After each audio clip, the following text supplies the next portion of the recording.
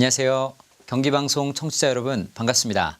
저는 서울 경희대학교 안에 있는 경희여 중에서 국어를 가르치고 있는 강용철이라고 합니다. 반갑습니다. 네, 오늘 이렇게 만나게 되니까 굉장히 설레고 또 떨리기도 하는데요. 제가 아는 작은 지식을 많은 분들과 함께 나누고 소통하고 싶어서 나오게 되었습니다. 먼저 이 앞에 있는 제가 누군가 좀 궁금하신 분도 계실 텐데요. 저를 맞히실 수 있는 간단한 퀴즈를 하나 내겠습니다. 다음 중 저에 대한 설명 중에 알맞지 않은 것을 하나만 고르시면 됩니다. 1번, 농구를 하면 키가 작아서 드리블을 할 때 잘 뺏기지 않는다. 이게 1번이에요. 네. 2번, 국어 교과서의 저자이다. 3번, 청취자들을 만난다는 설렘에 떨려서 잠을 설쳤다. 네, 여기까지. 네, 오답은 몇 번일까요? 모르시겠다고요? 하나 더 있어요. 자, 4번, 특공대에서 장교 생활을 했으며 북한 침투 훈련을 받았다. 네. 황당하시죠? 네, 마지막 5번이 또 있습니다. 네, 5번은 미혼이다. 네. 이 5개 중에 오답은 5번입니다. 네. 전 첫 아이가 초등학교를 다니고 있고요. 결혼한 지 오래되었습니다. 좀 특이한 이력을 소개하자면 저는 교과서를 꽤 오랫동안 썼고요. 그다음에 이 왜소한 키로 특공대에 가서 장교 생활도 하는 등 아주 다양한 인생 체험을 했습니다. 오늘 저는 청취자분들과 여러 가지 이야기를 좀 나누려고 하는데요. 먼저 제가 최근에 연구하고 있는 주제부터 하나 말씀을 드리자면 저는 교육부에서 몇 년 동안 청소년 욕설에 대한 연구를 계속해 왔습니다. 국내 상황만이 아니라 외국에도 다녔는데요. 어떤 교육적인 관점에서 잠깐 말씀을 드려보도록 하겠습니다. 청취자분들도 돌아다니다 보시면 우리 학생들이 욕을 아주 심하게 많이 하는 것을 보실 겁니다. 그럴 때 어떤 생각을 하시나요? 나도 학창시절에 했으니까 괜찮아 라고 느끼시나요? 아니면 아이들이 욕을 하니까 정말 심각한 것 같다 이렇게 느끼시나요? 제가 개인적으로 2013년도에 우리나라와 외국 5군데를 다니면서 청소년 욕설에 대한 연구를 했습니다. 그런데 놀랍게 제가 조사한 국가들 중에선 우리나라 초중고생이 욕을 제일 많이 쓰는 것 같습니다. 어떤 분들은 욕 쓰는 거 당연히 그럴 수 있고 스트레스도 풀 수 있다고 생각하시겠지만 이 욕설 문제가 해결되지 않으면 부모와 자식 간에 또는 선생님과 학생 간에 학생과 학생 간에 좋은 의사소통을 하기 힘들기 때문에 우리는 이 욕설이나 언어폭력의 문제에 대해서도 한 번쯤은 깊이 생각을 해보아야 합니다.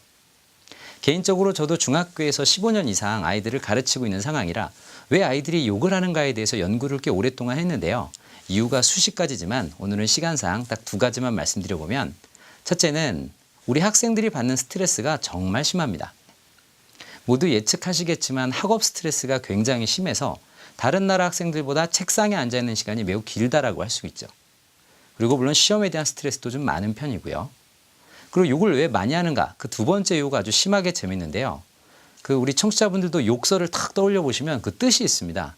우리나라 욕설의 뜻의 그 끔찍함과 무서움은 전 세계 어디 내놔도 절대 뒤지지 않습니다. 제가 방송이니까 차마 얘기할 수 없지만 우리나라 욕설은 친구를 동물의 자식에 빗대거나 부모를 욕하거나 성적인 뜻이 있는데요. 제가 북유럽 국가에 가서 욕의 뜻을 물어봤더니 이런 게 학생들이 쓰는 욕이더라고요. 제가 학생처럼 연기해 보면 야, 이 천당에 가지 못할 아이야 이런 게 욕이에요. 야, 이 협잡구나 거짓말쟁이야. 근데 우리의 욕과는 굉장히 다르죠. 그래서 욕의 뜻이 워낙 세다 보니까 아이들이 이렇게 친구 사이에 주먹보다 더 큰 힘을 갖기 위해서 쓰는 경우도 있다는 겁니다. 문제는 우리 학생들이 스트레스도 많고 욕의 뜻이 센 상황에서 자꾸 욕을 쓰는 아주 핵심적인 이유는 뭔가 바른 의사소통을 하는 훈련이 안 돼 있기 때문인데요. 제가 학생들하고 대화를 나눠보면 아이들은 내가 하는 욕은 친근감의 표현이어 재미라고 생각합니다. 근데 내가 듣는 욕은 불쾌함을 느끼는 이중적 잣대를 지니고 있는 것이죠. 특히 많은 아이들이 저를 보면 욕하는 게 왜 나빠요? 스트레스 풀리고 좋잖아요 라고 하는데요. 이제 아이들이 친구를 부르는 호칭이자 부사처럼 쓰는 언어 코드화됐다는 게 가장 위험한 상황이라고 생각합니다. 그래서 이 방송을 듣는 학생들뿐만이 아니라 학부모님들 그리고 여러 지역사회에서도 아이들의 언어가 바르게 될 수 있도록 함께 노력을 해주셔야 된다고 생각합니다. 자, 그럼 본격적으로 제가 오늘 강의할 내용을 소개하고 이제 말씀을 드리도록 하겠습니다. 저는 오늘 청취자분들께 삶을 행복하게 하는 독서에 대해서 말씀을 좀 드려보고자 합니다. 빌 게이츠라는 미국의 아주 유명한 기업인이 있습니다. 굉장히 유명한 말을 했는데요. 오늘날에 나를 키운 것은 우리 동네의 작은 도서관이었다라는 얘기죠. 굉장히 의미심장한 얘기입니다. 그런데 혹시 가정에서는 이분의 말씀처럼 하는 게 아니라 혹시 오늘날에 너를 키운 것은 나의 잔소리였다. 혹시 이런 학부모님은 안 계신지 궁금합니다. 실제 빌 게이츠의 말을 가만히 되새겨보면 참 많은 메시지를 주고 있는데요. 먼저 어렸을 때 책 읽는 습관을 들이는 게 매우 중요하다는 것이고요. 단순히 공부로 책을 읽는 게 아니라 삶을 누리면서 친구처럼 동반자처럼 책을 읽어야 한다는 점을 강조하고 있습니다. 그리고 아이가 책을 읽을 수 있도록 가정과 학교, 지역사회가 함께 만들어줘야 한다는 메시지를 우리는 느낄 수가 있습니다. 제가 한번 충격적인 질문을 던져보겠습니다. 현재 우리나라 초중고생이 학교에서 배운 지식이 있을 텐데 이 아이들이 평생 동안 살아나가면서 이 지식들은 과연 얼마나 효과가 있을 거라고 생각하십니까? 요즘 초중고생들의 평균 기대 수명을 90세가 넘게 생각을 하고 있습니다. 그런데 초중고라 하면 대학까지 다닌다 하더라도 20년 정도의 기간이죠. 그럼 그 기간에 배운 지식으로 나머지 70년을 살아가야 하는데 과연 우리 아이들이 학교에서 배운 지식만으로 나머지 70년을 아름답고 유용하고 행복하게 살 수가 있을까요? 저는 요즘 좀 위기의식을 느끼는 이유는 요즘 아이들은 책을 읽기보다는 검색의 삶을 굉장히 선호한다고 생각합니다. 모르는 게 있으면 스마트폰으로 검색을 하고 궁금한 게 있으면 인터넷을 찾아보고 이렇게 뭔가 읽고 사유하는 훈련을 하는 것이 아니라 그냥 즉석에서 정보를 캐내는 이런 것에 집중하고 있는 것은 아닌지 모르겠습니다.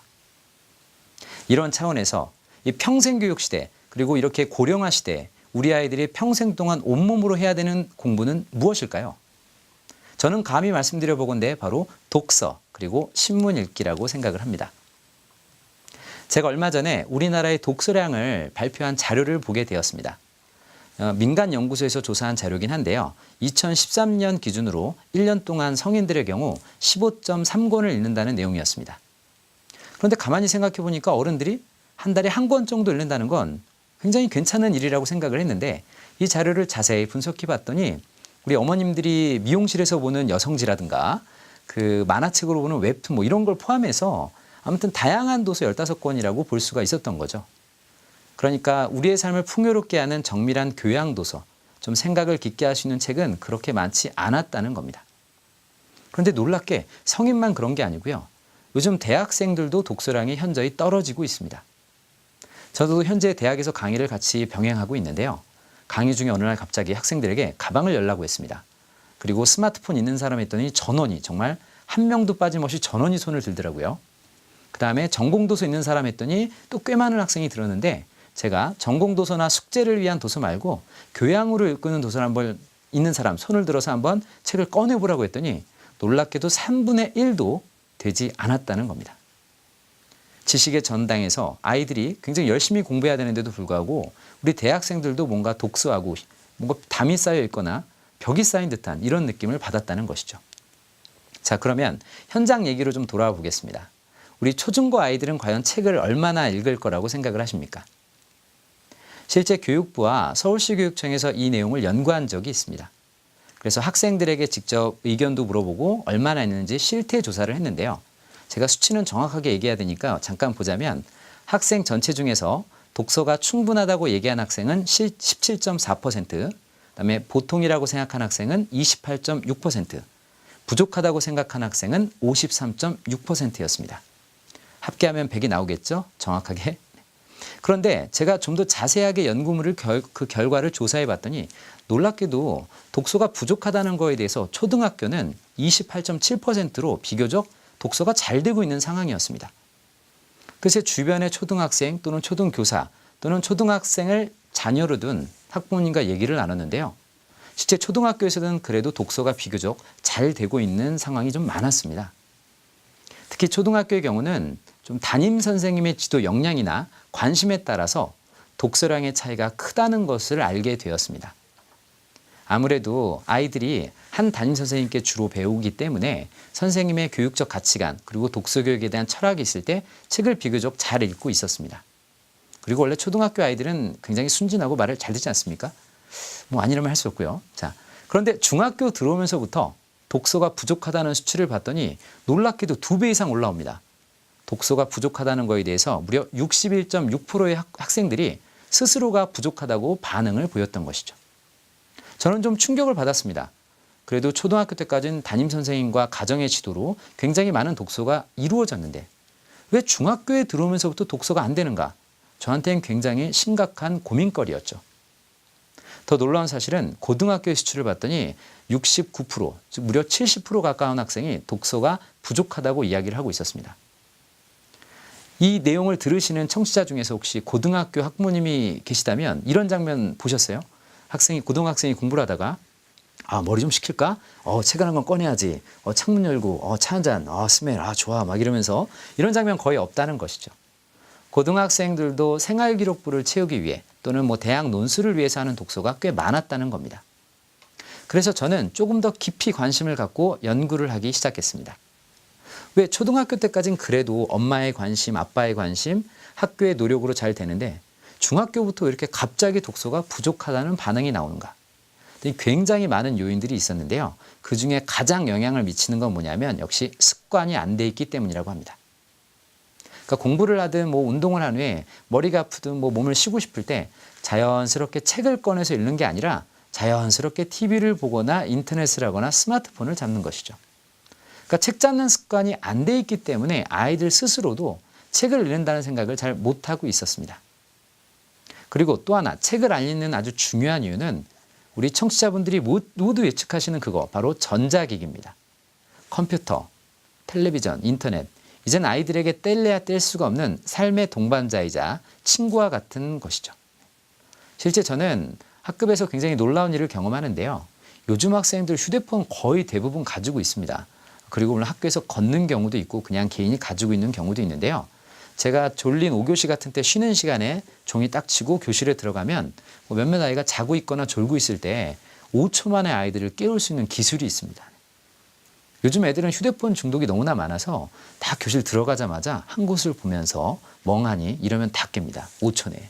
그건 뭐냐면 요 정도만 이렇게만 해도 일어난다는 것이죠. 그만큼 매체에 중독된 학생들이 많기 때문에 우리는 매체에 대한 의존도가 높다라는 생각을 할 수가 있습니다. 제가 학생들하고 많은 인터뷰를 해보면 휴대폰만이 문제가 아니라 인터넷에 대한 몰입도 굉장히 심하고요. TV 중독 학생도 굉장히 많습니다. 혹시 우리 청취자 중에서 나는 너무 TV를 많이 보는 것 같아 라고 생각하신다면 EBS라는 교육방송에 지식 채널이라는 프로그램이 있습니다.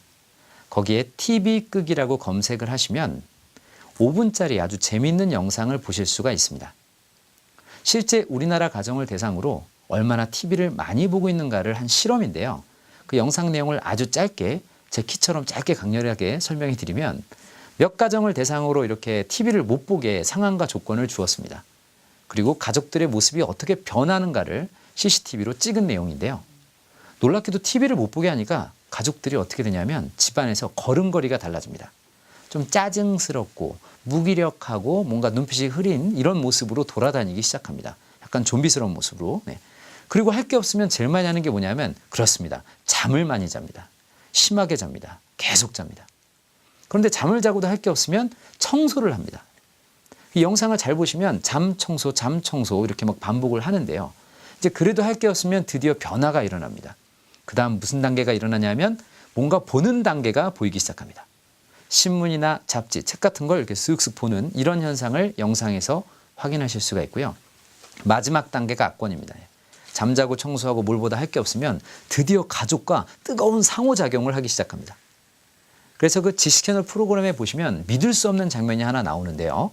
가족끼리 바이올린을 연주하는 믿을 수 없는 장면이 나오고 있습니다. 아마 영상을 보시면 아마 많이 놀라실 텐데요. 이 영상이 주는 교훈은 뭐냐면 우리가 이렇게 TV 속에 많이 빠져 산다는 것이고요. 그 지식 채널 끝에 이런 메시지가 나옵니다. 대한민국 성인은 하루 평균 3시간 정도의 TV를 시청하고 80년을 산다고 할 때 10년 동안 TV를 보는 것이다 라는 말이 있죠. 그래서 그 영상의 주제는 Turn off TV. 발음이 좀 안 좋았나요? Turn off TV. TV를 꺼라. 그럼 Turn on life. 삶이 돌아온다. 이런 메시지입니다. 실제 저는 미국에서 이와 비슷한 실험 이야기를 어느 학자한테 얘기를 살짝 들은 적이 있습니다. 미국에는 TV 끄기 운동본부란 단체가 실제로 있는데요. 이 단체에서도 미국 가정을 다 이렇게 모집해서 한 달 동안 TV를 안 보면 상금을 준다는 실험을 했습니다. 자, 청취자들께 여쭤보고 싶어요. 한 100가정을 대상으로 실험을 했다면 과연 몇 가정이나 TV를 무려 한 달 동안 안 봤을까요? 네. 많은 분들이 뭐 5가정, 10가정, 20가정 하시는데 실제 놀랍게 5가정 미만이었다고 합니다. 그런데 이 학자가 좀 더 연구를 했더니 반칙을 많이 했답니다. 그러니까 TV를 꼭 보고 싶은데 보지 못하게 하니까 친구 집에 가서 보고 오고 뭐 이렇게 퍼블릭바 가서 맥주를 마시면서 보고 오는 가족들이 있었고요. 한 가족이 끝까지 TV를 한 달 동안 안 본 것이죠. 그래서 이 학자가 그 가정에게 상금도 주고 굉장히 박수를 쳐드렸다고 합니다. 실험이 끝나고 한 달 뒤에 우연히 이 학자가 방송국 카메라를 대동해서 이 한 가정한테 예고 없이 어떻게 하고 있나 궁금해서 불시에 방문했더니 그 상금으로 디지털 TV를 샀다라는 좋은 TV를 샀다라는 얘기가 있습니다. 이만큼 현대인은 텔레비전, 인터넷, 휴대폰, 이 전자기기가 뗄래야 뗄 수 없는 삶을 살고 있고요. 우리 아이들 또한 이런 것이 훨씬 자극적이고 재미있기 때문에 책을 잡아야 된다는 생각을 못한다는 것이죠. 어떠신가요? 이 독서에 대해서 우리는 굉장히 한번 심각하게 고민을 해봐야 된다고 보고요. 책만의 문제가 아니고 또 하나 재미있는 현상은 요즘 신문도, 즉 종이신문도 위기에 빠져 있다고 합니다. 신문사 기자분들하고 얘기를 해보면 신문사의 재정에도 많은 영향이 있다고 하는데요. 실제 한반에서 저도 아이들한테 수업을 할 때 한반 중에 신문 보는 아이 손 들어보자 하면 정말 몇 명이 되지 않습니다. 종이신문도 좀 위기에 온 것 같고요. 호주의 돌슨이라는 학자는 그래서 이런 얘기를 했죠. 한국에선 종이신문이 2026년에 망한다. 영어로 해드리고 싶지만 영어가 짧아서 번역해드렸고요. 그만큼 종이신문이 위기에 빠져 있어 그런지 우리는 지하철을 타면 놀라운 현상을 경험할 수 있습니다. 우리 청취자분들 한 10년 전에 지하철 장면을 떠올려 보시면 책도 보고 신문도 보고 이런 읽는 문화가 자연스럽게 퍼져 있는데요. 요즘 지하철을 타보시면 다 스마트폰 보고 있죠. 또는 귀에 이어폰을 꽂고 있습니다. 제가 그저께인가요? 지하철을 타고 이렇게 책을 읽고 있는데 어떤 대학생이 지나가면서 절 보더니 뭐라고 하는지 아십니까? 우와, 책도 봐! 이러면서 지나가더라고요. 네. 이만큼 뭔가 신문도 종이신문도 구독률도 떨어지고 그러니까 읽기 문화에 치명적인 문제가 생겼는데 바로 그 이유 중에 하나도 습관이 안 된 부분, 종이신문을 안 보는 습관 또는 전자기기의 몰입도가 높기 때문이죠. 자, 청취자 여러분, 우리는 지금 이런 시대에 살고 있습니다. 그렇기 때문에 다시 독서의 의미를 생각해야 합니다. 독서라는 건 정말 좋은 교양 프로그램이고 우리 아이들이 평생 동안 함께해야 될 동반자라는 점을 꼭 기억해 주시면 좋겠습니다. 제가 아까 말씀드린 초반에 그 청소년 스트레스에 대한 얘기를 잠깐 해드렸는데요. 저는 아주 운이 좋게 외교통상부 산하 재해동포재단에서 외국에 가서 강의하는 파견 강사에 선발이 되어서 그리고 다른 유관기구에서도 파견을 많이 시켜주셨어요. 보기보다 저 착하게 보셨나 봐요. 그래서 무려 30개 국가에 가서 다양한 교육 체험을 하고 왔습니다. 그런데 제가 30개 국가를 돌아다니면서 느낀 결론이 하나 있는데 각 나라마다 특히 선진국이라든가 교육 선진국들은 청소년들의 스트레스를 해소시켜주는 어떤 공통 분모가 보였습니다. 저는 오늘 시간상 딱 3가지만 말씀드릴 건데 첫째는 우리 청소년들이 즐길 수 있는 음악 프로그램이 있습니다. 우리도 물론 학교에서 음악이란 교과도 있고 음악 선생님도 계시지만 제가 본 나라들의 어떤 음악 프로그램은 즐길 수 있는 음악인데요. 예를 들면 뭐 핀란드나 이런 노르웨이 같은 북유럽에 가시면 학교에 아이들이 즐길 수 있는 개인 악기가 탁탁 다 비치가 되어 있습니다. 그러니까 그 악기를 시킬 때에도 우리가 아시는 타악기, 뭐 트라이앵글, 짝짝이 이런 거 말고 뭐 기타라든가 피아노처럼 음계가 있는 기능형 악기를 꼭 시키고요. 1년에 한두 번은 합주를 시키면서 서로가 서로를 존중하고 화합하는 장면을 보여주었습니다. 그래서 악기야말로 정서를 순화시켜주는 좋은 아주 주제라는 것을 저도 느끼게 되었죠. 아마 청취자분들도 이렇게 라디오 들으실 때 클래식을 들을 때와 락을 들을 때 운전의 스타일이 달라지는 걸 경험하실 텐데요. 음악을 통해 스트레스를 풀고 정서를 순화시킨다. 아주 중요한 교훈인 것 같습니다. 두 번째 프로그램은 모두 예측하시는 그것이죠. 바로 체육 활동입니다. 그러니까 아이들이 막 뛰어놀고 땀을 흘려야 스트레스가 해소되겠죠. 근데 체육 활동도 좀 특이한 것은 우리나라에서 보면 이렇게 어떤 하천이나 이런 데 한강 같은 데 가시면 이어폰을 꽂고 모두 혼자 걷기나 혼자 자전거 타기를 많이 합니다. 즉 혼자 하는 운동이 참 많은데요. 그게 나쁘다는 건 아닌데 혼자 하는 운동도 의미가 있지만 제가 본 운동은 뭐냐면 스트레스를 풀어주는데 함께하는 구기운동 같은 것이 매우 좋다라는 결론을 내렸습니다. 제가 다녔던 미주권 학교들 보면 스포츠 클럽이 굉장히 활성화되어 있고요. 아주 재미있는 것은 어떤 구기 운동을 할 때에도 그 특정한 위치에서 아이가 실력을 키우도록 하고 그것도 그 자리에서 아이들과 협업을 할 수 있는 과정이 체육 과정에서 반드시 포함이 되어 있었습니다. 다음 세 번째는 지금 말씀드린 주제와 아주 밀접한 관련이 있는데요. 바로 독서나 신문 읽기와 같은 사회 전반적으로 이런 교양 문화가 발달해 있다는 결론을 얻었습니다. 저는 작년에 문화체육관광부 산하의 한국언론진흥재단에서 프랑스에 잠시 다녀오라는 특명을 내려주셔서 잠시 가서 교육을 받고 왔습니다. 프랑스에서 그 미디어 교육을 받고 왔는데요. 저한테 가장 충격적이었던 장면은 글쎄 유치원생이, 이 진화 과정인 이 유치원생이, 잘 모르는 이 유치원생이 글쎄 신문을 보고 있는 겁니다. 그래서 제가 그 장면을 참관하다가 유치원생에게 여쭤봤습니다. 아니 쟤네가 물론 근엄하게 물어봤어요. 쟤네가 보면 글자도 모르고 이럴 텐데 저걸 왜 봐요? 그랬더니 그냥 그림도 보고 글자를 친숙하게 느끼면서 종이 매체, 활자 매체에 대한 친숙도를 높인다는 겁니다. 초등학교 교실에 들어갔더니 교실 뒤에 종이 신문을 딱 전시해 놓은 가판대도 있고요. 정규 수업 중에 사회에서 제공된 수많은 저널들을 편하게 읽는 시간도 구비가 되어 있었습니다. 가장 놀라운 것은 제가 프랑스 고등학생이라고 가정을 하면 제가 학교에서 딱 졸업을 하면 국가에서 쿠폰을 하나 주더라고요. 저는 먹을 건 줄 알았는데 자세히 읽어봤더니 프랑스에서 발간하는 일간지 신문 중에서 하나를 선정해서 쿠폰을 딱 내면 그 신문을 1년 또는 2년 정도 무료로 볼 수 있도록 국가와 사회가 함께 합의를 해주고 도와준다는 것이었습니다. 독서도 별반 다르지 않았습니다. 지역 도서관에는 굉장히 많은 책들이 있고요. 또 일부 국가에서는 좀 소외된 지역이나 도서관이 없는 지역엔 글쎄 차에 책이 가득 채워져서 이동을 하면서 아이들을 위해 대출을 해주는 장면도 목격했습니다. 제가 아이들의 스트레스를 풀어주기 위해서 아까 말씀드렸던 어떤 음악적 예술 프로그램, 체육과 같은 육체활동 프로그램, 세 번째는 독서와 신문 읽기와 같은 교양 프로그램을 함께 할 때 아이들이 바르게 크고 좋은 민주시민으로 자랄 수 있다는 어떤 사회적 합의를 본 것 같습니다. 그래서 지금부터 저는 독서가 정말 중요하다는 테마로 우리 청취자들께 독서를 잘할 수 있는 비법을 좀 말씀드려 보고자 합니다. 이런 부분은 다소 기술적인 전략이 될 수 있지만 조금만 더 관심을 갖고 기울이시면 훨씬 좋은 독서 활동을 하실 수 있다고 생각해서 소개해 드리고자 합니다. 독서 활동을 말씀드리기 전에 한번 제가 하는 얘기를 따라해 보세요. 영어가 나옵니다. 긴장하세요. 네. Opportunity is nowhere. 네. 죄송해요. 자, opportunity는 기회란 뜻이고요. nowhere, 어디에도 없다는 뜻입니다. 네, nowhere란 영어에서 W를 앞으로 보내면 now, here가 됩니다. 이해를 못하셨으면 천천히 적어서 천천히 해보세요. 즉 아무 곳에도 없던 기회가 바로 지금 여기에 있을 수도 있습니다. 독서교육에서 가장 중요한 건요. 바로 이 독서를 해야 된다고 말씀하시는 선생님이 독서는 꼭 필요한 것이야. 반드시 중요해라는 철학과 신념을 가지셔야 합니다. 그리고 장기적으로 대한민국에선 독서 교육보다 더 중요한 건 뭐냐면 독서는 교육이 아니라 문화가 돼야 된다는 점입니다. 독서는 문화가 돼야 하고 그 과정에서 교육의 과정이 필요하다는 것을 꼭 한번 생각해 보시면 좋겠습니다. 자, 그래서 제가 독서에 대해서 말씀드리고 싶은 점 몇 가지를 좀 적어왔는데요. 하나씩 불러드릴 테니까 따라해 보셔도 좋겠습니다. 네, 라디오 들으시면서 혼자 따라하시는 것도 심하게 재밌어요. 자, 첫째는 온 가족이 함께 읽는 독서 환경을 조성하실 필요가 있습니다. 실제 가족들하고 식사하면서 TV를 보십니까? 대화를 하십니까? 또는 식사 후에 어떤 활동을 같이 하십니까? 뭔가 가족들이 함께 책을 읽을 수 있는 환경을 만들어 주시는 것도 매우 좋습니다. 제 딸아이는 서울에 있는 광운초등학교 3학년 여자아이인데요. 저희 집 거실엔 TV가 없습니다. 네.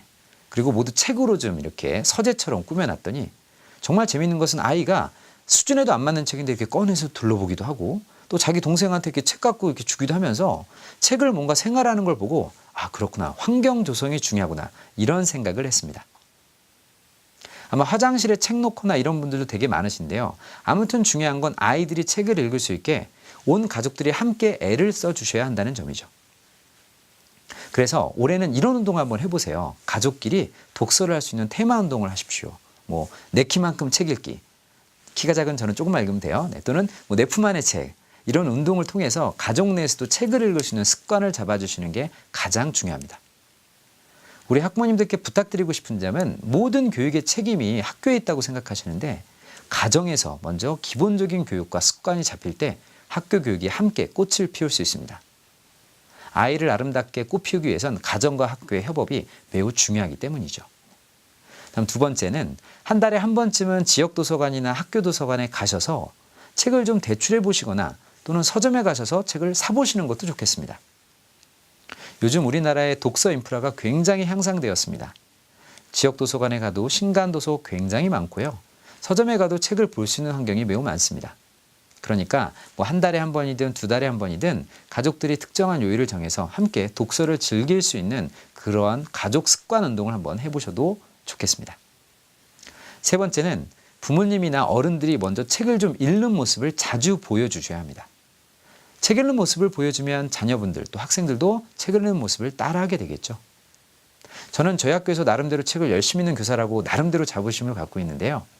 아침에 등교하면 아이들 조회 전에 책을 같이 좀 읽습니다. 일명 사제동행 독서를 하는데요. 저는 어떤 일이 있어도 최대한 독서를 하려고 몰입을 좀 해서 보는 편입니다. 근데 우리 아이들은 상당히 착해요. 제가 책을 보고 있으면 그래도 야 조용히 좀 하자 이러고 본인들도 책을 보는 아이들이 꽤 있습니다. 그리고 제가 책을 보다가 와 이거 재밌어 이러고 갑자기 나가면 몇 아이들은 따라와서 선생님 그거 무슨 책이에요? 이렇게 물어봅니다. 물론 저는 알려주지 않아요. 아니 몰라도 돼 이러면 교무실 앞까지 따라옵니다. 그러니까 어른들이 좋은 이런 독서 모습을 보여줄 때 우리 아이들도 따라할 수 있다는 것이죠. 자, 그 다음은 책에 대해서 가족들과 이렇게 얘기를 해보는 환경도 참 좋습니다. 우리는 뭐 얘기한다 그러면 용돈 이야기, 성적 이야기 이런 걸 참 많이 하시는데요. 사실은 제가 학부모님을 대상으로 이 의사소통 기술에 대한 강의도 많이 하는 편입니다. 중요한 건 우리 학부모님들은 자꾸 자녀들을 내 소유물이라고 생각해서 취조용 대화를 굉장히 많이 합니다. 시험이 끝나면 수고했어, 고생했어, 토닥여주는 이거보단 어땠어, 내놔봐 이렇게 얘기를 하시고 또 성적표를 보고 막 비꼬기도 하십니다. 양양양양 목장이냐 막 이러면서 비꼬기도 하시는데요. 그보다 중요한 건 자녀와의 따뜻한 의사소통이고요. 책이나 뭐 TV를 봐도 좋습니다. 신문을 봐도 좋고요. 뭔가 알게 된 내용에 대해서 가족들과 얘기할 수 있는 부모님의 마음이 매우 중요합니다. 생텍쥐베리라고 들어보셨습니까? 네. 확인이 안 되네요. 아시는지 모르시는지. 네. 바로 어린 왕자를 쓴 프랑스의 작가인데요. 제가 생텍쥐베리가 한 말을 매우 좋아합니다. 만약 지금 당장 당신이 배를 만들고 싶다면 인부들에게 나무를 잘라오고 붙이게 지시하지 말아라. 인부들에게 이런 장면을 상상하게 하라. 드넓은 바다에 떠있는 배를 상상하게 하면 배는 저절로 만들 수 있다라고 했습니다. 가장 중요한 건 독서를 하도록 시키는 게 아닙니다. 독서가 아름답고 의미 있다라는 걸 아이들이 느끼게만 해주면 독서는 저절로 문화가 될 수 있습니다. 제가 생각하는 독서의 성공은 뭐냐면 아이가 시키지도 않았는데 스스로 학교 도서관이나 지역 도서관에 가서 책을 잡는 모습을 보신다면 굉장히 독서 교육, 독서 문화가 잘 되고 있다고 판단하실 수가 있습니다. 그런 측면에서 우리 모두 독서를 좀 생활화할 수 있는 그런 마음을 가졌으면 좋겠습니다. 그럼 조금 더 섬세한 독서 전략을 좀 말씀드릴 테니까 지금부터 말씀드리는 걸 이렇게 적으면서 보시면 참 좋겠습니다. 흔히 적자 생존 이런 말이 있죠. 적는 자가 살아남는다. 네, 적으면서 보시면 좋고요. 지금부터는 제가 어떻게 독서를 체계적으로 하면 좋은가에 대해서 학교에서 경험한 내용 더하기 제가 공부한 이론들 그리고 다양한 분들과의 인터뷰를 통해서 알게 된 내용을 비법을 살짝 알려드리겠습니다. 살짝. 네. 먼저 우리 아이들이 또는 많은 학생들이 책 읽는 장면을 잘 보시면 굉장히 재밌습니다. 뭐냐면 책을 이렇게 보다가 재미가 없으면 멍하니 책을 읽습니다. 참고로 제가 근무하는 경영 중에서는 이렇게 책을 아침에 읽는 정규 시간이 있습니다.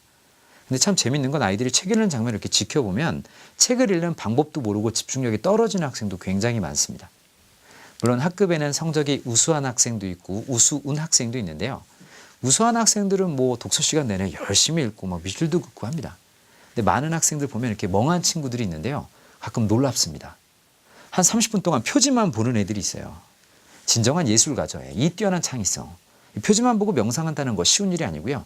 못 믿으시겠으면 청취자분들도 한번 해보세요. 표지만 보고 딱 보십시오. 아마 태어난 순간부터 떠오를지 모르고요. 그런가 하면 어떤 학생은 이렇게 한쪽만 펴고 있어요. 한쪽만. 쪽수가 안 넘어갑니다. 아마 도전 암기형이겠죠. 외워보자 이 책은 이런 아이들일 겁니다. 제가 느낀 것은 우리 아이들이 독서하는 방법도 교육을 받아본 적이 없고 재미만 없으면 바로 독서가 흩어지는 이런 독서를 하고 있다는 것이죠. 이런 독서를 바로 타성적 독서 또는 수동적 독서라고 합니다. 누가 시켜서 하는 것이죠. 또 하나는 우리 아이들이 책을 읽는 목록을 보면 무슨 서점에 가면 베스트셀러라고 해서 잘 팔리는 책을 위주로 본다거나 또는 우리 청소년들이 좋아하는 책 종류가 있어요. 네, 환타지, 뭐 연애소설 이런 것들을 굉장히 좋아합니다. 그러니까 어떤 책이 좋은 책이고 좋은 책을 어떻게 접해야 되는지도 잘 모르는 경우가 있다는 것이죠. 그 다음 또 독서가 안 되는 사례는 우리 아이들의 독후감을 보시면 됩니다. 네. 독후감이 뭐의 줄임말이죠? 네, 바로 독서 후 감상문. 그래서 독후감이라고 얘기를 하는데 우리 학생들의 독후감을 보면 어떻게 전국의 아이들이 이렇게 비슷한지 모르겠습니다. 네. 이렇게 돼요. 다음과 같은 책을 읽었다. 그리고 줄거리 이만큼. 그리고 좋은 책이다. 또 읽어봐야겠다. 라고 하고 절대 읽지 않습니다. 네, 문제는 독후감에서 중요한 건 줄거리도 중요할 수 있지만 느낌과 감상이 더 큰 비중을 차지해야 하는데 우리 아이들이 독후감을 잘 쓰지 못합니다. 저한테 어떤 학부모님이 상담을 하셨는데 본인의 자녀는 굉장히 공부를 잘하는데 독후감을 못 쓴다고 이야기하십니다. 이런 경우죠. 왜냐하면 아이들이 책을 딱 덮었을 때 느낌이 좋습니다. 그걸 좀 씁니다. 느낌을 써요. 그럼 쓸 게 없죠. 그러니까 줄거리를 쓰는 겁니다. 그러니까 아이들이 왜 이렇게 독후감을 못 쓰는가에 대해서도 우리는 아이들의 눈으로 섬세하게 접근을 좀 해봐야 되고요. 제가 독후감을 잘 쓰는 방법은 아니고 감상을 어떻게 증폭시킬 건가에 대해서는 말씀을 좀 드리고자 합니다. 자, 그럼 이제부터 독서에 대한 단계를 좀 말씀드릴 건데요. 자, 따라해 보실까요? 1단계. 들리고 있어요. 마음 착하신 분이 많아요. 자, 좋은 책을 잡자. 즉, 좋은 책을 선정하는 게 독서의 시작입니다. 실제 아이들이 어떤 책이 좋은 책인지도 잘 모르고 그냥 단순히 누가 좋다 하면 그게 좋은 책이라고 느끼는데요. 실제 좋은 책을 보는 눈을 가지는 것이 매우 중요합니다. 그럼 어떤 책들이 좋은 책이냐? 저는 말씀드리고 싶은 건 먼저 저자 공신력을 보시면 좋겠습니다. 이 저자가 믿을만하다. 그럼 그 저자가 쓴 다른 책도 좀 믿을 수가 있다라는 것이죠. 근데 우리 아이들은 그것보다는 사실은 속게 되는 경향이 되게 많은데 서점에 가서 아이들이 책을 사는 걸 보면 표지가 예쁜 책, 가격 싼 책, 부록 주는 책, 그림 많은 책 이제 이런 책을 고른다는 것이죠. 그래서 좋은 책을 보도록 우리는 함께 애써주고 노력해야 되는데요. 제가 책을 고르는 기술을 좀 알려드리면 방금 말씀드렸다시피 먼저 저자를 꼭 보십시오.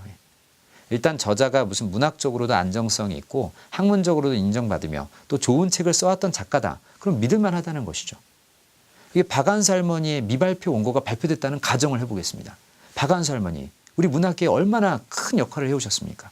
저는 믿을만하다는 거죠. 그러니까 저자를 일단 보는 습관을 갖도록 이렇게 아이들한테 얘기를 해주셔야 됩니다. 그 다음 봐야 될 건 저자 보고 제목 보고 꼭 봐야 될 게 바로 목차입니다. 차례 보는 훈련이 바로 좋은 책을 고르는데 아주 중요한 역할을 합니다. 책의 차례를 이렇게 쭉 보십시오. 그러면 이 책이 어떻게 흘러가는지 대략 알 수가 있습니다. 그리고 책이 어떤 내용을 담고 있는지 어느 정도 예측을 할 수 있다는 것이죠. 물론 예외가 있습니다. 시집이나 소설은 하도 그 소제목들이 문학적이라 예측이 안 될 수도 있는데요. 다른 분야의 책들은 책의 차례를 보면 책이 어떤 내용이다라고 안내를 해준다는 것이죠. 그러니까 쉽게 표현해 드리자면 책의 목차는 어떤 내비게이션, 책의 내비게이션이라고 보시면 되겠습니다. 그 다음 저자도 좋고 목차도 좋으면 반드시 해야 될 것은 그 자리에서 책을 짓고 있는 이 자리에서 몇 쪽을 읽어보는 습관을 가져야 합니다. 어떤 책은 저자도 좋고 목차도 좋은데 너무나 힘든 책도 있다는 것이죠. 우리 아이들이 제일 힘들어하는 책이 수준에 안 맞는 책이라고 보시면 됩니다. 제 경험담을 말씀드리면 제가 다른 학교 어떤 아이들하고 이제 독서 영재들을 만난 적이 있는데요. 중학교 1학년짜리가 딱 책 보고 있는 걸 봤더니 카프카의 변신이라는 책을 보고 있는 겁니다. 제가 대학교 때 겨우 이해했던 카프카의 변신을 다 읽고 있는데 청소년용 변신도 아니고 성인용 변신을 다 읽고 있는 겁니다. 중학교 1학년 14살. 그래서 제가 놀라워서 물어봤어요. 얘야 너 이 책을 왜 골랐니? 그랬더니 아버지가 읽으래요. 아빠가 좋은 거래요. 라고 얘기했습니다. 그래서 그러면 안 되는데 이러면 안 되는데 살짝 물어봤어요. 아버지가 혹시? 그랬더니 대학 교수입니다. 이렇게 얘기를 하더라고요. 아이가 카프카의 변신을 읽고 있는 거예요. 그 제가 얘가 정말 이걸 잘 읽을까 너무 궁금해서 1시간 뒤에 딱 얘를 지켜봤더니 본인이 변신하고 있더라고요. 네. 그러니까 수준에 안 맞는 책을 잡는 것만큼 힘든 일이 없어요. 그러니까 그런 걸 방지하기 위해서라도 저자도 좋고 목차도 좋다면 반드시 그 자리에서 이렇게 좀 읽어보는 습관을 가지는 게 좋습니다. 그리고 나하고 궁합이 맞다. 그럴 때 한번 책을 선택해 보는 것이 좋겠죠. 그리고 이런 것도 책을 고르는데 좋은 도움이 될 텐데요. 만약에 누군가가 책을 먼저 읽고 이 책들 좋으니까 읽어보세요라고 추천해 준다면 이거 심하게 아름답지 않습니까? 네, 이런 목록을 참고해 볼 필요가 있는데요. 어떤 거냐면 그건 바로 우리 아이들이 다니는 학교의 필독도서입니다. 필독도서 좋다라고 하면 저희 아이들은 눈에 불꽃을 튀면서 재미없어요, 따분해요 이런 얘기를 하는데요. 필독도서가 왜 중요하냐 하면 아이가 배우는 학교의 선생님이, 즉 그 교과 선생님이나 그걸 좋아하는 전공 선생님이 우리 아이가 읽으면 좋은 책이다라고 생각을 해서 추천해준 목록이라는 것이죠. 즉 걸러준 장치가 있다는 거예요. 선생님이 뭔가 걸러주셔서 우리한테 제공한 책이니까 믿을 만한 공신력이 높다라는 겁니다. 학교 도서관 도서 믿을 만할까요? 네, 맞습니다. 그것 또한 걸러주기를 한 책입니다. 무슨 말씀이냐면 학교 도서관에 책이 들어오려면 도서선정위원회라는 위원회를 합니다. 그래서 뭐 사서 선생님도 계시고 교과 선생님도 계시고 막 이렇게 사서 고생을 막 하셔요. 좋은 책을 막 찾으세요. 그래서 책을 구입하기로 결정하고 학교 도서관에 책이 들어오는 겁니다. 만약에 청취자분들의 자녀가 좀 나이가 어리다면 학교 도서관에 책만 읽어도 저는 성공한다고 감히 말씀드리고 싶습니다. 이 얘기를 좀 넓혀보면 당연히 지역 도서관 책 맞습니다. 걸러주기가 된 장치라는 것이죠. 근데 많은 분들이 저한테 질문하시는 게 그럼 서점에 가면 이렇게 조명받고 있는 잘 팔리는 책이 있는데 이 책은 좋은 책이냐? 네, 좋은 책일 수도 있고 아닐 수도 있습니다. 베스트셀러는 말 그대로 많이 팔리는 책입니다. 많이 팔리는 책은 대중들이 좋아한다는 취지도 있지만 반드시 좋다라는 보장은 할 수 없습니다. 그중엔 좋은 책도 있고 뭔가 상업성 때문에 잘 팔리는 책이 있을 수도 있다는 것이죠. 그러니까 베스트셀러도 참고는 하시되 너무 좋은 책이라고 과신, 너무 믿으시면 안 될 것 같습니다. 그리고 우리나라 국가기관 중에 문화체육관광부 산하에서 나온 그 목록이 있습니다. 그 기구는 한국출판문화산업진흥원인데요. 제가 기관 이름을 틀리면 안 되니까 한국출판문화산업진흥원에서 매달마다 학생들이나 어른들이 읽으면 좋을 만한 책들을 추천하는 목록을 발표해 줍니다. 이 목록의 장점은 뭐냐면 신간 위주로 목록을 발표한다는 것이죠. 제가 학생들하고 얘기해보면 학교의 필독도서는 맨날 옛날 책이라는 얘기를 많이 하는데요. 근데 방금 말씀드린 출판문화산업진흥원의 책은 비교적 신간 위주이기 때문에 아이들한테도 좋은 정보를 제공할 수가 있습니다. 자, 이렇게 일단 좋은 책을 좀 만날 수 있는 환경을 좀 만들어 주시고요. 혹시 청취자 중에서 이런 분들 계신가요? 내 자녀들은 도서관 책을 많이 본다. 근데 뭔가 편식을 하는 것 같다. 맞습니다. 우리 학생들이 독서 편식이 굉장히 심합니다. 학교 도서관에 이렇게 가만히 앉아 있으면 우리 학생들은 800번대 서가에 엄청 많이 들어갑니다. 800번대가 뭐냐면 시집, 문학서 이런 겁니다. 우리 김정민 선생님이 시인이시잖아요. 책이 800번대에 꽂혀 있다는 것이죠. 그러니까 이런 800번대만 많은데 평소 자기가 들어가지 않는 서가에 들어가도록 권장해 주시면 좋습니다. 100번대, 200번대, 900번대 들어가 보면 읽고 싶은 책이 반드시 있다는 것이죠. 즉 다양한 분야의 독서를 할 수 있도록 아이들한테 많이 도와주시면 좋겠습니다. 그리고 또 하나 제가 아주 유용한 팁을 드리자면 진짜 내 아이가 독서로 바르게 성장하는 걸 원한다고 하시면 이런 방법도 생각해 주세요. 우리는 늘 누군가가 목록을 주면 그게 좋으니까 사서 읽고 하는데요. 아이 스스로 내가 만드는 독서 목록을 만들게 하십시오. 특히 한국의 초중고생이 지금 해야 될 독서는 나의 관심사를 갖고 꼬리에 꼬리를 무는 독서를 좀 많이 해봐야 합니다. 예를 들어 A라는 책을 읽었어요. 근데 읽다가 보니까 호기심이 생겼어요. 그럼 거기서 뽑아낸 주제로 또 다른 B란 책을 찾아보도록 이렇게 좀 해야 되는데 우리 아이들은 A 읽고 땡, B 읽고 땡 이렇게 각각 떨어지는 경우가 많다는 거죠. 그래서 내 아이가 관심 있는 도서를 이렇게 하나 읽고 화살표치라고 또 찾아서 읽고 이런 독서 목록을 만들어 보는 것도 매우 좋습니다. 자, 그럼 이제 책을 골랐다고 우리가 가정을 해보겠습니다. 그럼 이제 제가 책을 들고 있다고 가정할게요. 마음 착하신 분은 책이 보이실 거예요. 착 책을 들고 있습니다. 그럼 이제 중요한 건 과정 중심의 독서를 해야 되는데요. 자, 따라하십니다. 2단계. 아까 1단계 책 고르기고 지금 2단계는 책 읽는 과정을 되새기자라는 얘기입니다. 독서 과정이 매우 중요하다는 건데요. 무슨 말씀이냐면 우리 학생들이 책 읽는 장면을 가만히 보면 책이 재밌으면 잘 읽다가 재미없으면 갑자기 이렇게 의자로 이렇게 봅슬레이를 타면서 내려갑니다. 또는 극단적으로 이렇게 엎어지는 현상이 벌어지는데요. 중요한 것은 뭐냐면 책 읽는 과정도 아이들한테 조금만 알려주시면 아이들이 독서하는 방법이 훨씬 더 한 뼘 정도 키가 클 거라고 생각을 합니다. 그럼 어떻게 책을 읽어야 되냐면 아주 간단한 방법인데요. 아이가 책을 읽다가 인상적인 문구나 감동적인 표현이 나올 때 밑줄을 긋게 하시는 겁니다. 밑줄 긋기, 저는 최고의 독서 방법 중에 하나라고 생각합니다. 즉 책을 그냥 읽으면 사실은 깨끗한 책이 좋기 때문에 우리가 낙서하는 거 안 좋다고 보시는 분도 계시지만 책을 읽다가 분명히 좋은 문장이 나올 때 내가 이렇게 밑줄을 긋는다는 행위는 아주 여러 가지 의미가 있습니다. 내가 책에 대해 반응을 보인다는 것이고 그 내용을 되새긴다는 취지가 있기 때문에 밑줄 긋기가 굉장히 유용합니다. 제가 어떤 학생들한테 밑줄을 그으면서 책을 읽으라고 했더니 무섭더라고요. 네. 컴퓨터 펜과 매직으로 막 긋는 무서운 생명체들이 있었어요. 네. 이 밑줄 긋기를 하는 아주 좋은 펜은 아시죠? 이런 고체형 형광펜 또는 색연필 같은 것도 굉장히 좋습니다. 그래서 인상 깊은 부분, 감동적인 부분, 꼭 남기고 싶은 부분은 이렇게 밑줄을 긋는 게 좋습니다. 이 얘기를 하면 질문하는 분이 꼭 있습니다. 아, 그 도서관에서 빌린 책이라 밑줄을 그으면 안 되는데요? 라는 얘기가 꼭 나오죠.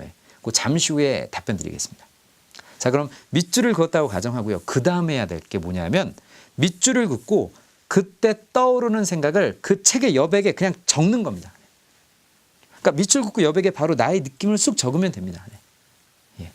이게 바로 과정 중심 독서의 가장 중요한 부분인데요. 우리가 책을 읽을 때 그냥 읽고 넘어가서 문제인 거죠. 그때그때마다 책의 내용을 되새기고 꼼꼼하게 생각한다면 이 책은 나의 것이 되는 아주 좋은 방법이거든요.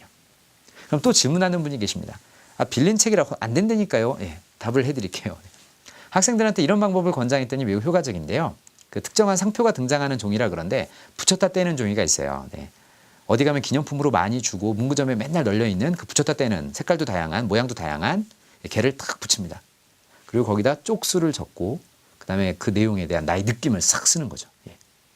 그럼 책 한 권을 했을 때 여러 그 붙였다 떼는 종이가 나오죠. 책을 반납하기 전에 탁 띄워가지고 나만의 독서 기록장에 쫙 붙여보십시오. 엄지척. 최고의 독후감이에요. 그리고 제가 아이들한테 얘기해요. 이 정도 해가지고 이 책을 내가 정말 갖고 싶다 라고 한다면 부모님께 좀 사달라고 해라. 근데 부모님이 절대 사줄 수 없다. 책은 사는 게 아니다. 이런 분 없다라는 것이죠. 아이가 책을 이렇게 꼼꼼하게 소화하고 이해했다면 저 같아도 사주고 싶을 것 같거든요. 근데 이 밑줄 긋고 여백에 쓰는 활동 되게 좋은데요. 유의사항은 애들이 숙제라고 느끼지 않도록 몇 쪽마다 할 필요가 없습니다. 그냥 편하게 술술 읽다가 좋은 부분에 밑줄 그으면 되는 거죠. 제가 아까 와서 여기 김정희 선생님께 시집을 한 권 받았습니다. 시집을 그냥 읽을 수도 있지만 저는 집에 가 꼼꼼하게 밑줄 치면서 읽을 겁니다. 그때 이렇게 여백에 생각을 쓰면 저는 그 시집을 오히려 제 것이라고 생각할 만큼 아주 알찬 독서를 할 수가 있는 것이죠. 그러니까 밑줄 긋고 여백에 쓰기라는 방법을 꼭 기억해 주시면 좋겠고요. 특히 이게 언제 효과적이냐면 우리 아이들이 책을 다 읽었다고 가정할게요. 책을 딱 덮습니다. 그럼 독후감을 쓰면 아까 말씀드린 대로 책을 딱 덮고 쓰면 끝에 부분을 덮고 쓰면 끝에 느낀 감동이나 감정만 남게 되기 때문에 일부 조금만 내용 쓰고 나면 쓸 게 없습니다. 그러니까 줄거리가 나오겠죠. 그럴 때 탁 덮을 때 다시 앞으로 돌아와서 밑줄 긋고 여백에 쓴 거를 천천히 한 번만 읽어보십시오. 10분도 걸리지 않습니다. 그리고 독후감을 쓰면 정말 몇 배 이상 좋은 독후 감상문을 만날 수가 있습니다. 결국 감상과 생각이 중요하기 때문이죠. 그러니까 책을 꼼꼼하게 되짚어서 볼 수 있도록 우리 아이들한테 좋은 방법을 알려주시는 것도 굉장히 좋고요. 한 가지 방법이 더 있는데 원하시면 알려드리고 아니면 넘어가고요. 원하신다고 가정하고 책을 보시면 맨 앞장과 맨 뒷장에 백지가 껴 있습니다. 간지라고도 하는데요. 그 간지를 이용해 보십시오. 그러니까 무슨 말씀이냐면 책을 다 읽고 딱 덮고 아무리 바쁘시더라도 그 간지에 나의 생각과 느낌을 한 단락 정도만 메모해 두셔도 참 좋습니다. 제가 독후감에 대한 실험을 한 적이 있는데요. 아이가 독후감을 읽고 이제 며칠이 지났느냐에 따라서 독후감을 어느 정도 쓰는가를 한번 이렇게 실험을 해봤습니다. 정말 재미있게 책 읽고 3일만 지나도 벌써 애들이 좀 기억이 잘 안 난다고 하고요. 책 읽고 열흘이 지나면 이 책은 전생의 기억이 됩니다. 다시 새 마음 새 각오로 시작해야 되는 것이죠. 그런데 그때 책을 딱 읽은 순간에 책의 뒤에 있는 백지에 나의 생각을 좀 메모해 놓는다. 굉장히 유용합니다. 특히 이거는 학교 교육에도 되게 유용한 게 보통 요즘 생활기록부에 독서 상황을 기록하는 메뉴가 있어요. 근데 어떤 학생들은 제가 이렇게 알려준 방식으로 백지나 그 간지에 이렇게 메모해서 나중에 이 내용을 다 갖고 와 선생님 저 이 책을 읽었는데 생활기록부에 넣어주실래요? 아이가 너무너무 이뻐요. 심하게 이뻐요. 왜? 책을 잘 읽었으니까요. 이렇게 과정 중심의 독서에 대해서도 관심을 가져주시면 좋겠습니다. 제가 여기서 지금 좋은 책 고르는 방법, 그 다음에 과정 중심의 독서를 말씀드렸는데요. 잠깐 쉬어가는 말씀을 드리자면 제가 참고로 2014년도 12월 말쯤에 그 대한민국의 오직 지성인만 본다는 프로그램에 출연을 했습니다. KBS 1TV 월요일 12시 하는 TV 책을 보다라는 프로그램이 있어요. 월요일 12시에. 네. 거기에 나가서 1시간 정도 패널로 이제 참여를 했습니다. 근데 그때 제가 방송에 소개했던 책이 있는데요. 그 내용을 간단하게 소개해 드리자면 일본의 어느 교사의 얘기를 담은 책인데요. 하시모토라는 교사가 이 책을 읽는 수업을 어떻게 했나를 알려주는 책이었어요. 근데 놀랍게도 이 하시모토라는 선생님이 3년 동안 국어 교과서를 가르친 게 아니라 소설 한 편을 3년 동안 가르쳤다는 내용의 책이었습니다. 국어교사인 저는 믿을 수가 없어요. 왜냐하면 소설을 갖고 3년 동안 하나의 소설을 가르치는 건 정말 힘들거든요. 그런데 그 하시모토 선생님은 한 편의 소설을 갖고 3년 동안 가르쳤다는 겁니다. 그래서 제가 그 책을 읽고 궁금해서 개인적으로 더 찾아보기도 했는데요. 그 소설은 일본의 은수저라는 소설인데 이분이 어떻게 3년 동안 이 한 권을 가르쳤나 봤더니요. 정말 이런 장면이 있더라고요. 예를 들어 은수저에 그 옛날 일본의 사탕을 먹는 장면이 있으면 본인이 일본 전역에 수소문을 내서 옛날 사탕을 구해옵니다. 그리고 아이들이 그 문장을 읽었을 때 잠깐 얘들아 사탕을 먹어보자 라고 사탕을 먹여줬다는 거죠. 소설 내용 중에 뭐 언덕을 넘자 바다가 나왔다 이러면 애들을 데리고 바다로 갑니다. 그리고 얘들아 저 언덕을 넘어봐. 넘으면 바다가 나오는 책의 내용을 직접 체험을 많이 시켰다는 내용이 나오는 거죠. 그리고 더 재밌는 건 그냥 직접 체험에서 끝나는 게 아니라 바닷가에 가서는 또 바다의 원리 이런 걸 과학적으로 풀어도 주시고 뭔가 통합교과적인 수업을 3년 동안 하신 겁니다. 저한테는 굉장한 충격이었습니다. 책을 느리게 읽는다는 거. 아, 난 빨리 읽기만을 강요했고 빨리 읽는 것만이 해법이라고 생각했구나. 이런 저에게 굉장히 큰 교훈을 주었어요. 느리게 읽자.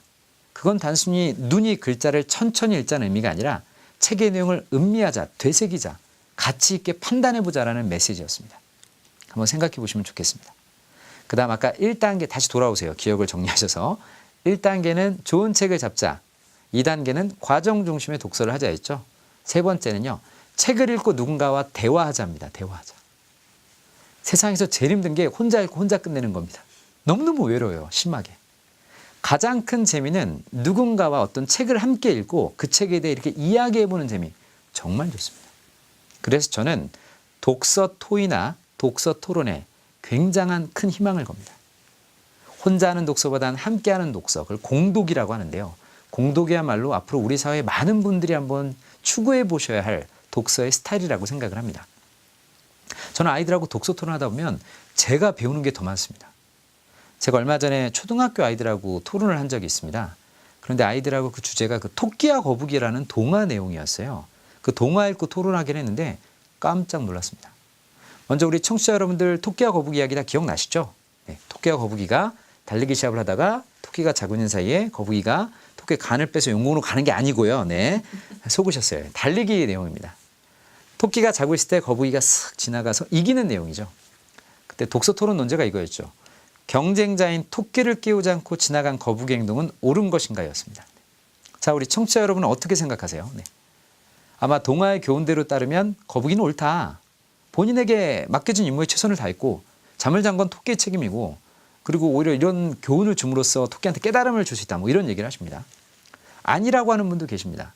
그래도 어떻게 경쟁자가 자는데 이렇게 쏙 지나가냐. 그건 진정한 스포츠 정신이 아니야. 이런 얘기가 나오는데 저는 그런 얘기만 나올 줄 알았는데 한 아이가 손 들면서 이러는 겁니다. 선생님 이 얘기 이상해요. 왜? 아니 토끼는 육상동물이고 거북이는 해상동물이면 하나는 땅으로 가고 하나는 물로 가야죠. 이러더라고요. 깜짝 놀랐어요. 근데 옆에 있는 학생이 툭 치면서 뭐라고 하냐면 야 그런데도 경기를 하겠다고 한 건 그런 조건조차 감수하겠다는 거지. 깜짝 놀랐어요. 네. 독서 토론 정말 재밌습니다. 우리 청취자분들도 어떤 책을 읽고 누군가와 이야기를 나누십시오. 책을 읽지 않고 이야기를 나누다 보면 뭐 뉴스 얘기도 나오고 정보 얘기도 나오지만 나중에 할 얘기가 없어지면 남에 대한 험담이 나올 수도 있고요. 불필요한 얘기가 나올 수도 있습니다. 책을 읽고 얘기하면 얘기하는 대화의 시간이 아깝다는 것이죠. 꼭 한번 독서 토의, 독서 토론에 도전해 보시면 좋겠습니다. 며칠 전에 어느 학부모님께서 저한테 전화를 하셨습니다. 본인 학교에서 학부모 독서 클럽을 한다는 것이죠. 네. 물론 저희 경요 중에서도 독서 클럽이 있습니다. 네, 클럽이 있는데요. 독서 클럽에서 토론을 하다가 제 의견을 듣고 싶다고 전화하셨는데 그 심청이가 과연 효녀냐 아니냐 이런 토론을 하셨답니다. 그러면서 이런 말씀을 하시는 거예요. 아, 요즘 시대면 심청이는 자기가 볼 땐 효녀가 아닌 것 같다. 어떻게 부모보다 먼저 죽을 생각을 하냐. 그리고 자기가 더 노동을 해서라도 돈을 벌어 그 공양을 바칠 수도 있는데 왜 죽으려고 하냐 이런 얘기를 하셨는데 독서 토론할 때도 좀 조심스러운 게 하나 있는데요. 원전에 충실하셨으면 좋겠어요. 네, 그러니까 무슨 말씀이냐면 그렇게 보실 수도 있지만 아버지를 위해 목숨을 바치고자 했던 그 심청의 효심, 그게 더 본질이고 그게 더 가장 중요한 부분이라는 점이죠. 그리고 심청정 원전에 보면 심청의 그 청자가 한자로 눈망울 청자를 씁니다. 태어날 때부터 부모의 눈이 대한 숙명을 가진 아이라는 거죠. 그러니까 그런 내용을 종합해 볼 때 우리는 독서 토론을 할 때도 원전에 충실하기 꼭 한번 말씀드리고 싶고요. 다양한 생각을 이해하기 이런 것도 좀 권장해 보고 싶습니다. 네. 제가 열심히 말씀을 드렸더니 어느덧 웃고 즐기는 사이에 우리가 끝내야 될 시간이 다가오는 것 같아서 이제 몇 가지 말씀만 드리고 끝내고자 합니다. 저는 좀 말씀드리고 싶은 건 책을 읽을 때 질문을 좀 많이 하시면 좋겠어요. 네. 왜라는 질문을 좀 많이 하십시오. 왜 그럴까? 또는 why나 왜 아닐까? how, 어떻게 그럴까? 이런 질문을 좀 많이 던지시길 정말로 부탁드리고 싶습니다. 제가 한 가지 짧은 말씀을 드리자면 아마 우리 성인 청취자분들은 학교 다닐 때 황순원 작가의 소나기라는 작품을 읽으셨을 겁니다. 네, 소나기. 읽으셨다고 해주세요. 네, 읽으셨을 겁니다. 네. 근데 참 재밌게 이게 소설인데 이 소설의 주제를 어디 가서 물어봐도 주제가 똑같습니다. 뭐라고 하시냐면 소년과 소녀의 순수한 사랑, 아름다운 사랑, 슬픈 사랑 이렇게 얘기하십니다. 물론 맞는 주제죠. 근데 이 주제를 본인이 독서를 하면서 왜라는 질문을 던지며 깊이 있게 뽑아낸 걸까요? 아니면 선생님께서 칠판에 쓰셨거나 알려주신 걸까요? 이 소나기도 왜라는 질문을 계속 던지면 엄청난 주제가 많이 등장합니다. 소나기에서 소녀가 왜 죽죠? 많은 분들이 뭐 아파서 비 맞아서 이렇게 얘기하는데 비 맞아서 죽었다는 말이 참 많이 나옵니다. 소나기에서 소녀가 비 맞아 죽었다고 하면 이 소설은 공포형 괴기 스릴러입니다. 우리 청취자분이 막 운동장에서 노는데 비를 맞으셨어요. 이성이 죽었어요. 그럼 남은 사람은 정상적인 삶을 살 수 없죠. 소나기에서 소녀는 원래 죽어가고 있었고 원래 아파왔습니다. 그 말이 온 것도 요양차 온 거죠. 그럼 소나기의 왜라는 질문을 계속 던지면 이런 주제가 나옵니다. 소나기의 주제는 죽어가는 소녀가, 사라져가는 소녀가 소년이란 아이의 마음속에 자기에 대한 기억을 남기고 싶은 이야기구나 라는 걸 알 수 있죠. 이 세상에 존재가 없어가는 여자아이가 소년이란 아이의 삶 속에 나에 대한 흔적을 남기고 싶은 이야기, 이게 소나기죠. 소나기의 원래 제목은 소나기가 아니고요. 네, 소녀였습니다. 그럼 왜 소나기일까도 생각해 봐야 되겠죠. 갑자기 왔다가 갑자기 그치는 거. 바로 그들의 사랑이 그랬죠. 제목이 뭐 쓰나미, 해운대 이러면 이건 도대체 감당이 안 되잖아요. 이렇게 책을 읽을 때도 왜라는 질문을 좀 많이 해주세요. 왜 그럴까? 왜지? 홍길동은 왜 가출을 했을까? 왜? 이런 질문들을 많이 해주실 때 책을 정말 잘 읽으실 수가 있습니다. 자, 이제부터 제가 드리는 말씀 한번 따라해 보십시오. 좋은 독서 습관을 갖기 위한 건데요. 첫째는 따라하세요. 꾸준히 읽자. 네. 꾸준히 읽으십시오. 두 번째는 좋은 책을 읽자. 네. 양서를 읽으십시오. 셋째는 대화하자. 네. 책을 읽고 대화하십시오. 넷째는 테마 독서를 하자. 즉 주제 독서를 하자는 겁니다. 한 분야가 아니라 폭넓게 다양한 분야를 읽어보셨으면 좋겠습니다. 자, 이번에는 우리가 신문 읽기에 대해서 좀 생각을 해볼 건데요. 우리 청취자분들은 신문을 많이 보십니까? 종이신문 보시는 분 많으신가요? 네. 또는 인터넷 신문 많이 보시죠? 그런데 인터넷이나 뭐 휴대폰으로 신문을 보실 때에도 특정 신문사를 검색해서 들어가서 보시는지 아니면 포털 사이트의 뉴스를 보시는지 궁금합니다. 요즘 흔히 뉴스의 홍수시대이기 때문에 많은 분들이 뉴스를 접하는 경로가 굉장히 다양해지고 있긴 하거든요. 근데 저는 신문 읽기도 꼭 종이만을 강조하는 건 아니고 뉴스를 좀 접해야 된다고 생각을 합니다. 뉴스라는 말을 영어로 딱 떠올리시면 기억이 안 나시죠? 네. NEWS죠. 뉴의 S, 새로운 것들도 되지만 North, East, West, South. 동서남북의 앞글자를 당겨도 뉴스가 됩니다. 뉴스는 사방에서 들어오는 새로운 것들이라는 거죠. 그 뉴스가 담긴 신문, 굉장히 가치 있다고 생각을 합니다. 참고로 신문에 광고가 되게 많은데요. 광고가 없다면 우리는 절대 600원, 700원의 그 종이 정보지를 볼 수가 없습니다.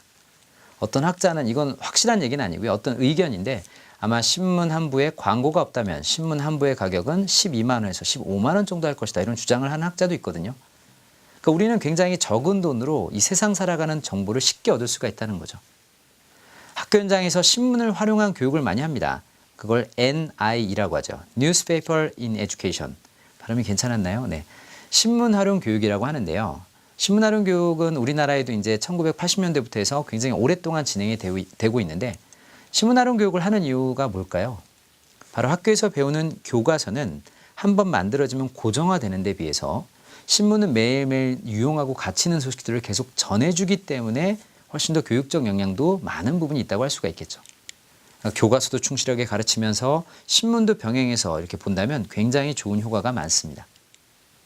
미국 NI 협회에서 연구한 자료가 있는데요.